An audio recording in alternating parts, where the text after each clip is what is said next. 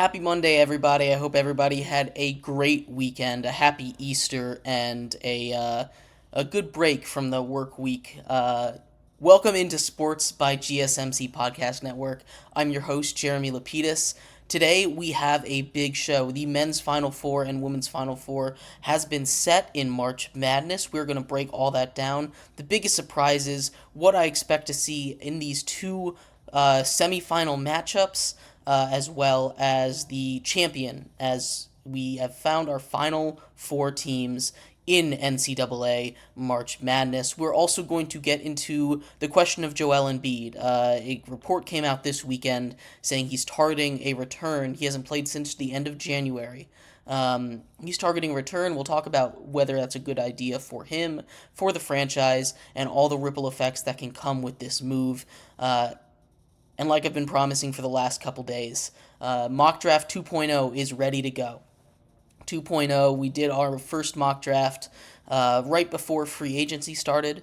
And now that free agency is done, we get a better landscape. We have Mock Draft 2.0 out. We'll break all of that down in segment 3. And our final segment of the day, we're going to go over some tight playoff races in the NBA and the NHL as well, as both of those two seasons kind of wrap up. They both have less than 10 games left for all of their teams, so we will break down the wild finishes in those two leagues. But like I was saying, we're going to start our show off talking about the Final Four. But before we do, remember, if you would like to be an even bigger part of the show than you already are, all you need to do is go to gsmcpodcast.net. Leave a tip or donation with a message in it. It will pop up at the bottom of the screen. We'll have a little discussion about what you had to say. Anything that you do give, we really do appreciate. Once again, that link to leave a tip or donation is gsmcpodcast.net. But like I was saying before, Final Four. The Final Four has been set, and there are a couple surprise teams. Obviously, it's a little chalky. This entire March Madness tournament kind of has been. You have two 1 seeds that have advanced to the Final Four, that being the ever dominant UConn. UConn, who en route to the Final Four hadn't won a game by less than 15 points in the last 2 seasons. They have been so dominant in the postseason. They went on a 30-0 run. You heard me right, 30-0. To advance through the Elite Eight. 30 points to 0 on the other team. They were tied before that. They end up winning that game by about 25. That is a dominant performance against a really, really good defense in Iowa State. A really, really good offense in Illinois. I apologize. Illinois had the best offense in the entire nation by Ken Palm's rankings, and they got shut down by that UConn defense. That is a scary, scary thought, especially when they go up against a team like Alabama, who their next matchup is, who much like Illinois has a very good offense. They have an elite offense. You take a look at the points that they've been putting up and their performances to get to this point in the Elite Eight. Their games are always hectic, fast-paced, and they score. They score a lot of points. But we just saw UConn go up against a team that had the best offense by advanced metrics. And they dominated. Again, that 30-0 run is insane. So UConn is going to be a juggernaut. And they do have to play a nice little kind of Cinderella story in Alabama. This is the first time Alabama has ever made the Final Four in school history. A great season last year. They were a top seed in the tournament. Ended up not making it past in a loaded division, or conference. No, not conference. Region. Sorry about that. A loaded region last year, but now they don't have that big name player. They don't have that top draft pick. They've found a way to run it back, and they're here in the Final Four. What's really carried them here is their offense. We just did a little preview about that, but when you go back and you watch their games, against the College of Charleston in the first round, that was very much a get out of my way, whoever scores the most points wins style game. It's the same thing for the rest of their games. They run and gun, shoot fast paced, outscore your opponent. That's how we're gonna win the game, and it's worked. They've been able to outscore their opponent every single time, but now they're running into a buzzsaw in UConn. UConn, the defending national champions. UConn is a very scary team. Very scary. They haven't lost by more than they haven't given up more than 58 points in this entire tournament. Their defense has been locked in. They haven't scored less than 75. They've won by the closest margin of victory that they had was the second round against Northwestern. That was a 17-point game. There hasn't been a single closer game than that. They've won by 30 once. They've won by 30 twice at this point in the tournament, and 25 the second time. They have been absolutely dominant on the offensive and defensive end. Again, shutting down some of the best offenses in the nation. Illinois only put up 52. San Diego State only put up 52. Northwestern 58. Stetson only put up 52. They have been playing lights-out basketball. They are a very, very scary team to watch right now. And they've kind of just shown exactly what everyone thought they were heading into the tournament. That they're the best team in the nation, and everyone else is just playing for second. Now, anything can change. Like I've said before on this show, when I say something with certainty about March Madness, it's usually wrong. So I'm going to continue to be I'm going to be confident about this because UConn looks like there's not a team in the entire nation that can even touch them. We talked a little bit about Alabama's run. They put up 109 points in the first round against the College of Charleston. That's the most points in the tourney.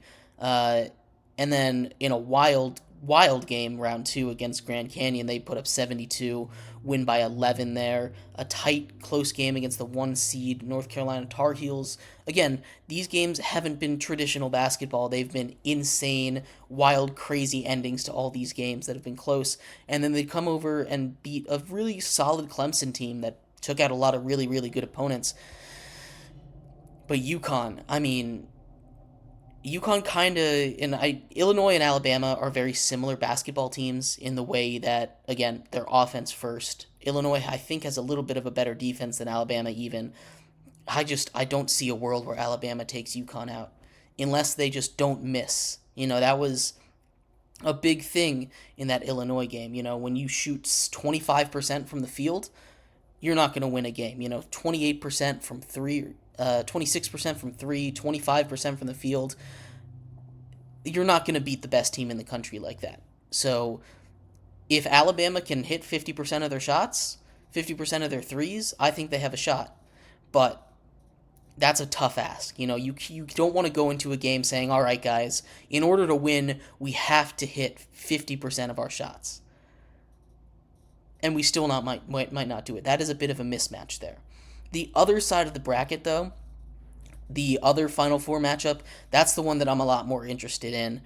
You have Cinderella run of the tournament, a legendary run, and it's not getting as much hype because they're already in a power conference. NC State, the 11 seed, taking on Purdue, the 1 seed. And the reason I'm so excited about this matchup is because you have DJ Burns there at the bottom, in the low block, taking on Zach Edey. Zach Edey is a 7-foot tall man who's put up 40 points in back-to-back games, 40-point double-doubles in back-to-back games en route to... He's really kind of looked unstoppable. Against Tennessee, they had no one that could even guard him. Then Tennessee stayed in that game. But he put up 40 points, 40 of the 72 points. Against Utah State in the second round, he put up 40 points. It is scary to think to look at his stats and just see how dominant he has been. 27 points against Gonzaga, and against Grambling State in that first round, he puts up 30. He's scored 27 or more points in every single game so far this tournament. He has been dominant, and that's because when you're 7 feet tall in college basketball, no one's going to be able to stop you. He's the favorite to win National Player of the Year. I believe if he does, it'd be 2 years in a row for him. That puts him in an elite company. he's one of he is a monster down low. But if you have been watching, the tournament at all, if you've been watching it at all, you've seen the star there is DJ Burns. DJ Burns, the 300-pound man who has the footwork, the handles, and the passing of a guard. It's so much fun to watch him work down low in the block. He dominated Duke down low. He put up 29 points against Marquette when they were doubling him. He was able to kick it out, find the wide open guy, really get this offense moving. He has been the engine that really helps him go. He's not scoring all the points all the time, but he has been another dominant post player. No one has been able to really stop him. And that's why NC State has won 9 straight games. They came into the ACC tournament as a 10 seed just 20 days ago. They come in as a 10 seed, not expecting to make the tournament. They win 5 games in 5 days, including knocking off Duke, North Carolina, Virginia, 3 tournament teams. And then they make the tournament and they continue their hot streak. It has been a lot of fun to watch NC State play basketball, and I think this is the best matchup for Zach Edey. We talk about the physicality of DJ Burns, how big and strong he is down low, and if you're not going to have a 7-foot guy that can go up against Zach Edey, you want a guy that can bully him, a guy that won't let him get close. And DJ Burns is that kind of player. He's not 7 feet tall. He's not small, but he's not 7 feet tall. He's going to have to deal with that. That's going to be the deciding factor in this game. Which team's big man is able to win their battle? And that's a game I'm very excited to watch. UConn Alabama is going to be more fireworks, I think. While NC State Purdue is going to be closer to hard-nosed, gritty, physical basketball type situation. But I'm very, very excited to see the rest of the March Madness tournament.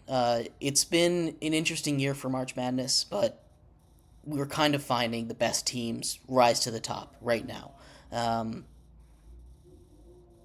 I expect Purdue to play UConn in the finals, and I think those two were the best teams heading into the Sweet 16. If you had asked me to remake my bracket then, those are the 2 teams I would have put in the finals. Obviously my bracket got real busted, but those were the 2 best teams heading into the Sweet 16, and it's kind of stayed that way. But anyway, Final Four is set. That's coming around this weekend. The 6th is the semifinals, and the 8th is the finals, the championship game. In our next segment coming up, we're going to transition out of NCAA, make a move into a question about Joel Embiid. Joel Embiid might be coming back to the lineup. We'll weigh the pros and cons of that and all the ripple effects that might come as a result of him maybe being back in the lineup for Philly. So stick around. We'll be right back on Sports by GSMC Podcast Network.